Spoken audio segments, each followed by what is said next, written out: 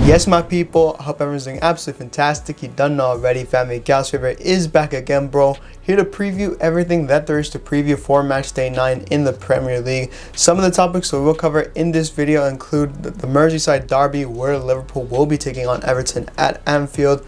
And we also have a cracking fixture at the Emirates Stadium, where Arsenal will be taking on Chelsea, and much more. So if any of that does interest you, stick around. Make sure to like, share, subscribe. Tell a friend, and let's get it cracking, bro. So Matchday 9 is of course kick off on Saturday at Anfield, where Liverpool will be taking on Everton for the Merseyside derby. Liverpool, they've been looking good. I said this already. They are, for me, the most dangerous side in the Premier League this season, fam. They did draw their last game against Brighton, but they played pretty well, I can't lie still. And as for Everton, they won their last game against Bournemouth. I believe it was a 3-0 victory. They've caught a little bit of form. However, they are playing at Anfield, bro. Everton almost rarely put in a decent performance against Liverpool at Anfield, so this is going to be a really tough one. I do heavily favor Liverpool to turn up for this game and to just do their thing. In a fixture like this, keep in mind, form does go out the window, bro. It just matters who turns up on the day. And for me, it's the same thing, bro. I heavily favor Liverpool to just do their thing, bro. But anyways, this might be a close game. That's why I'm going to go for Liverpool 2, Everton 1. Bro, if Everton managed to get something out of Liverpool at Anfield, bro, they would make absolute history, fam. Moving on, we do of course have Brentford taking on Burnley. Brentford, if you guys recall, they lost their last game against Man United, a fixture that they should have won. And then Burnley, they lost their last game against Chelsea. Yeah, I think they lost 4-1, bro.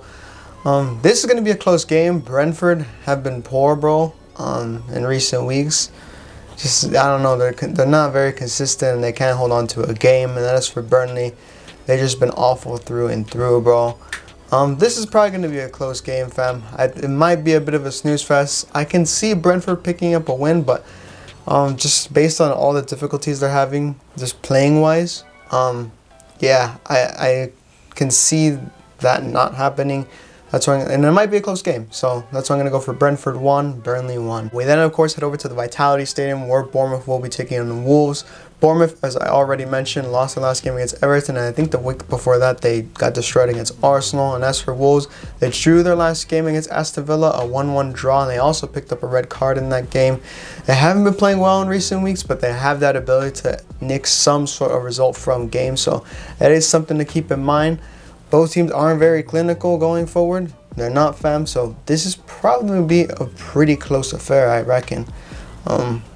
It is for either side. Wolves, maybe slightly more. I could see them getting like a 1-0 out of this, but I think they'll probably fall short. That's why I'm going to go for Bournemouth 1, Wolves 1. Etihad Stadium, where Manchester City will be taking on Bournemouth. Manchester City, they of course lost their last game against Arsenal in a 1-0 defeat. And as for Brighton, they drew their last game 2-2 against Liverpool. Manchester City, it's clear to see that they've had a massive drop-off since last season, fam.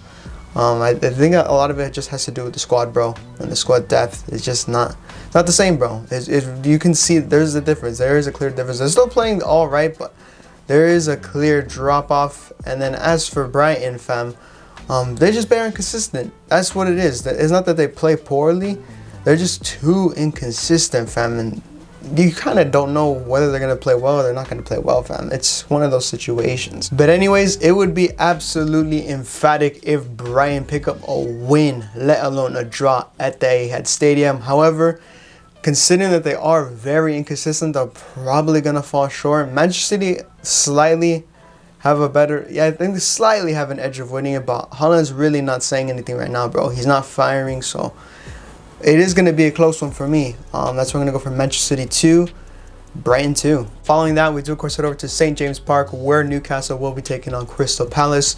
Newcastle, they drew 2-2 in their last game against West Ham, and that was actually pretty decent, fam. Coming off of their whole Champions League thing, and then to get that kind of result, maybe could have won it. Maybe could have won it if they had shown a little bit more composure, but they've done well to respond in that game and to get some sort of result. As for Crystal Palace, though, they drew 0-0 in their last game. I can't recall who it was against. Maybe Nottingham Forest? I can't recall. Let me know in the comments down below. But that was an absolute snooze fest. Their performances have just been whatever. It's not so much that they're whatever. It's just their attack's just not there, fam. And they can't score. So Newcastle, I think they'll blow them away, bro. I think this international break might have given them a chance to, you know, recover and stuff like that. So I think they will blow them away, fam. I kind of don't see Crystal Palace putting any sort of performance. It'd be crazy to see if they even get a draw out of this game, fam, let alone a low score. So I'm going to go for Newcastle 3, Crystal Palace 1. Following that, we do, of course, head over to Stamford Bridge, where Chelsea will be taking on Arsenal for a London derby, fam. This is a classic fixture. Chelsea, they have picked up a little bit of form in recent weeks. Sterling has been playing really, really well. However, he's not a gunman, bro. And Chelsea, they don't have players that are gunmen. You know them way there. So this is a tricky one for Chelsea, fam, because they're just not that they're more like team-based rather than individual-based. They don't have particular players that will, like, you know, full-on score for them. You know them way there, if that makes any sense. And as for Arsenal, for me, they've just been poor, bro. You know them way there. They got absolutely lucky in their last game against Manchester City, and they haven't been playing well. Fam, I'm telling you, Chelsea, they've been playing well in recent weeks. If they manage to get a win, let alone a draw out of this game against Arsenal, not only will it fill Chelsea up with confidence, but I think it'll be a massive wake-up call for Arsenal, fam, if they lose this game. But anyways, Arsenal, I think last season they won here 1-0. I can't remember when it was. That's when they were on that crazy run. But I think this is going to be a really close game. Chelsea, I think they need to play smart in this game. I think if they play on the counter, bro, Arsenal's going to get at them. But if they sit back a little bit and play a little bit more defensively, they're gonna be a headache for Arsenal. Arsenal, though, I think they might just edge it, fam, ever so slightly. That's why I'm going to go for Chelsea 1, Arsenal 2. The last and final fixture on Saturday for Matchday 9 in the Premier League is, of course, at Bramall Lane, where Sheffield United will be taking on Manchester United. Sheffield United, I think they got blown away in their last game by Fulham, and they lost like 3-1 or something like that. And as for Man United, if you guys recall, they got absolutely lucky, bro, against Brentford in their last game. And they won the game 2-1. McTominay with those 2 goals in the 90-plus minute. Insane, bro. This might be a close game. For me, what interests me is how Man United play, bro. Man United, you might already know, they've been absolutely appalling, bro. And for me, what interests me is not the result that United get, but the performance, bro. It's going to be very interesting to see what sort of performance Man United put in, because they've just been appalling, bro. They really, really have.